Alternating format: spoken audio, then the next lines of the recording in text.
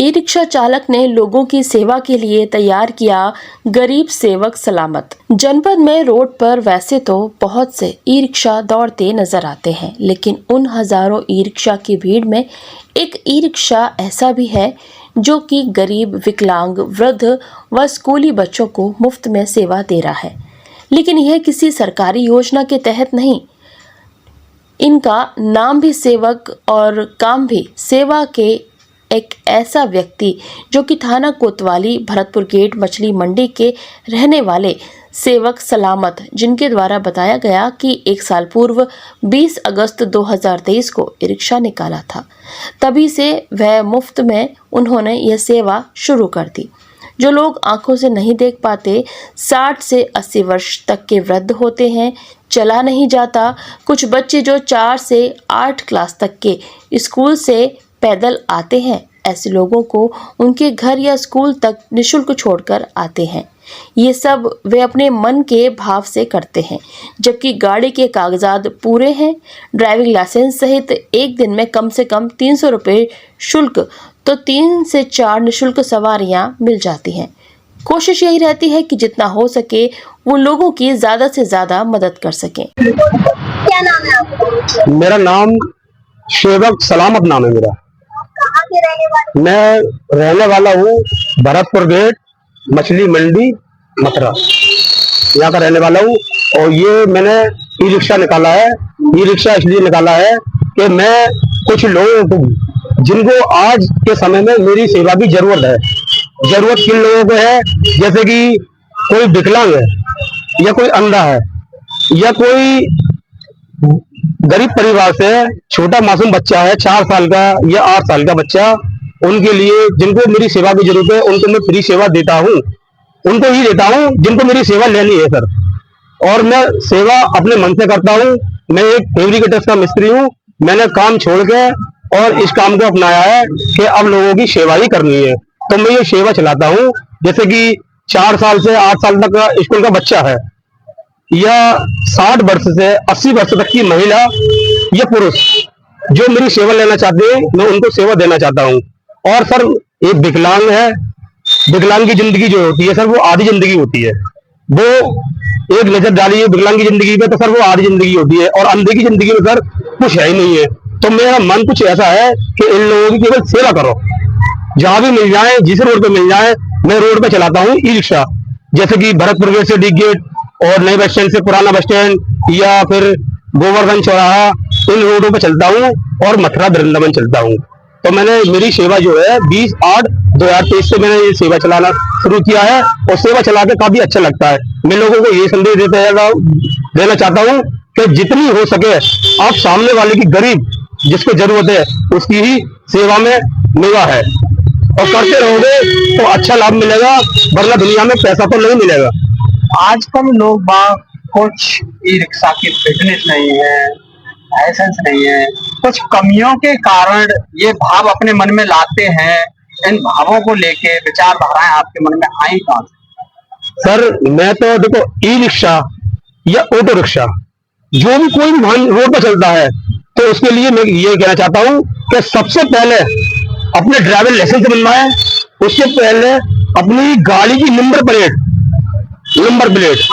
और ज्यादा भी वो नागरिक है, उस अपने रोड पे सही तरीके से उतरे, जिससे कि आने वाले समय में प्रशासन से उस ड्राइवर को कोई दिक्कत ना हो।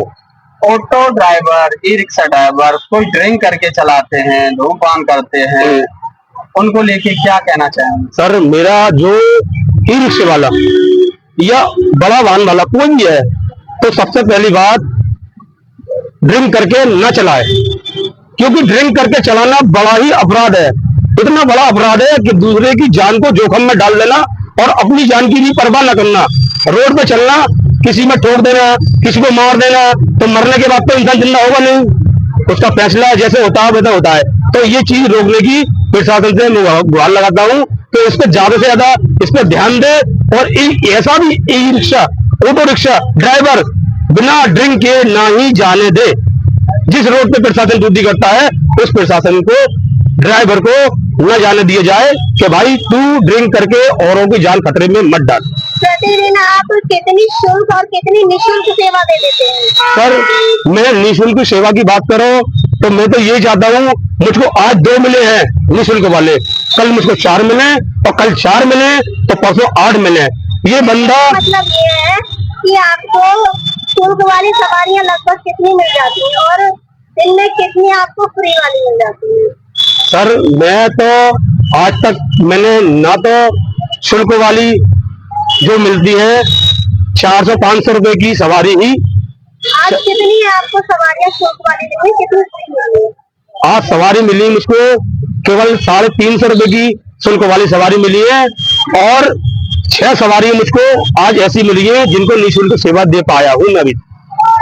प्रशासनिक सेवा के बारे में बात करें तो ये किन किन लोगों को आप सेवा दे रहे हैं? पुलिस कर्मी है या कौन कौन है?